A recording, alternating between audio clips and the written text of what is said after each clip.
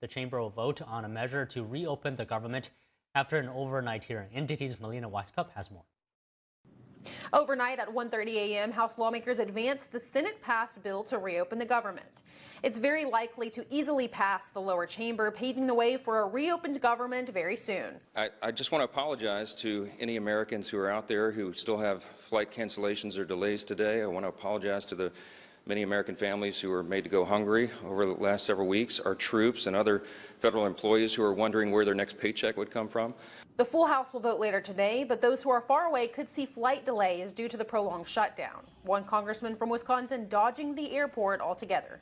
Because they shut down the government, the Democrats, the flights are too unreliable. So I'm going to ride on a motorcycle. It's going to take about 16 hours or so. It's going to be a little chilly.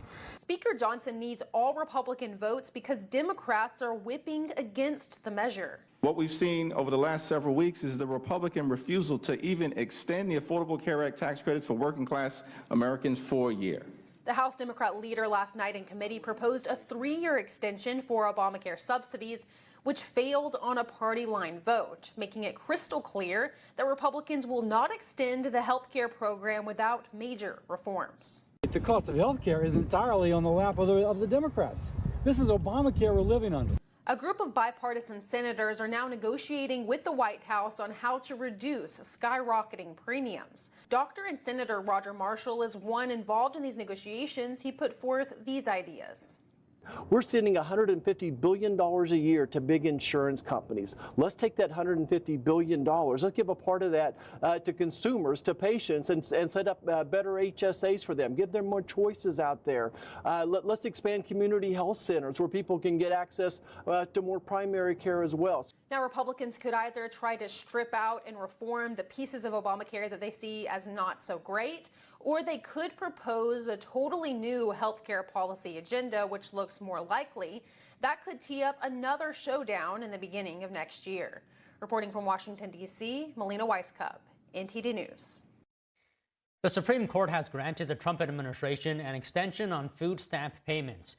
The nation's high court has extended a temporary pause on a judge's order that would have forced the administration to fully fund food aid during the government shutdown. The decision keeps about $4 billion from reaching the Supplemental Nutrition Assistance Program, or SNAP, for now.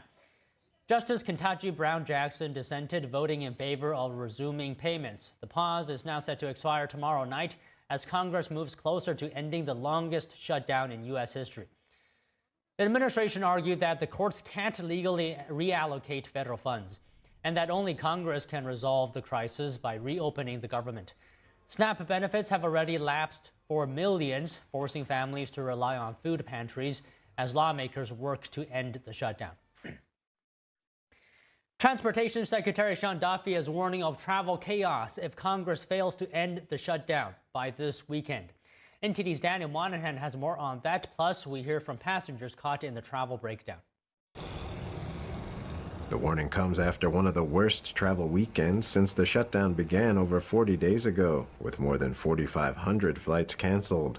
Thousands of air traffic controllers have been calling in sick, having gone weeks without pay, forcing airports to slow operations to maintain safety. Transport Secretary Sean Duffy says 6% of recent cancellations came from the FAA, speaking on Fox News. And that's because the #1 job is to keep the airspace safe. Duffy says if air traffic controllers get paid, the country will be well on the way to recovery. But if they don't get paid, I made this point today, you're going to see airlines seriously consider grounding their aircraft. They're not going to fly if we get to Friday and the government's not open. Airlines canceled 1,200 flights yesterday as air traffic control staffing improved significantly ahead of an expected end to a record-setting government shutdown as soon as today. On Monday, President Trump threatened to dock the pay of any controller who didn't return to work. The shutdown has forced 13,000 air traffic controllers and 50,000 TSA agents to work without pay. Martin Nguyen was traveling to Colorado Springs to visit the Garden of the Gods to get in touch with nature. So while we were there, we received a text message telling us that our original flight returning back home was going to be postponed for a day after the original date. Martin says it was a good thing he was staying with family, so he had a place to stay. But yeah, definitely was not prepared for that. So we had to like contact our work and everything to make sure that we were able to get that taken care of. Traveler Mike Ricks says reopening the government is the right decision. We have so many people that are dependent on government subsidies, other government programs. Rick says he's worried about returning home Friday evening. And so we're keeping close tabs on our flight and making sure that's still on track. But yes, definitely worried about getting back home. Over 5 million passengers have been affected by staffing-related delays or cancellations since the shutdown began on October 1st. Daniel Monahan, NTD News. The bill moving through Congress to end the shutdown is under scrutiny. It includes a provision allowing 8 Republican senators to seek hundreds of thousands of dollars in damages over alleged privacy violations. Here's more. The alleged